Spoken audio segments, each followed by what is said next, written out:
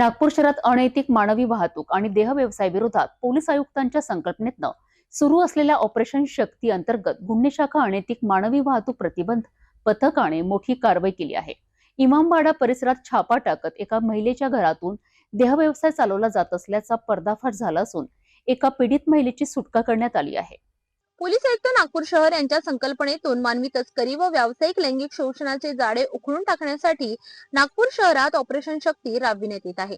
या अभियानांतर्गत 24 डिसेंबर रोजी सायंकाळच्या सुमारास गुन्हे शाखेने अनैतिक मानवी तस्करी प्रतिबंध पथकाचे अधिकारी व अंमलदार पेट्रोलिंग करीत असताना त्यांना मिळालेल्या खात्रीशीर माहितीच्या आधारे इमामबाडा पोलीस ठाणे हद्दीतील तेलीपुरा सिरसपेठ नित्यानंद मंदिराजवळ एका घरावर छापा टाकण्यात आला। या छाप्यात एक 46 वर्षीय महिला आरोपी स्वतःच्या आर्थिक फायद्यासाठी ग्राहकांना देह व्यवसायासाठी जागा उपलब्ध करून देत असल्याचे आढळून आले। आरोपी महिला पीडित महिलेकडून जबरदस्तीने देह व्यवसाय करून घेत असल्याचे समक्ष निदर्शनास आले। पोलिसांनी तात्काळ कारवाई करत एका पीडित महिलेची सुखरूप सुटका केली। तसेच आरोपीच्या ताब्यातून रोख रक्कम, मोबाईल फोन आणि इतर साहित्य असा एकूण अंदाजे 11,620 रुपयांचा मुद्देमाल जप्त करण्यात आला। या प्रकरणी आरोपी विरोधात पोलीस ठाणे इमामबाडा येथे भारतीय न्याय संहितेच्या कलम 143(2)(3) सह अनैतिक देह व्यापार प्रतिबंधक अधिनियम कलम 3, 4, 5 व 7 अन्वये गुन्हा दाखल करण्यात आला असून पुढील तपास इमामबाडा पोलीस करीत आहेत।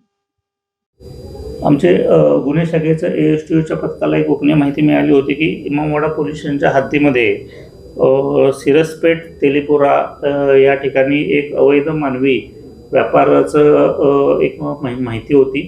त्या अनुषंगाने आमच्या PI तोडासे हे जे ASTOचे इन्चार्ज आहेत त्यांनी आणि त्यांच्या पथकानं पूर्णपणे सापळा रचून त्या ठिकाणी छापा घातला असता सदर गोपनीय माहिती ही बरोबर असल्याचं आढळून आलेलं आहे।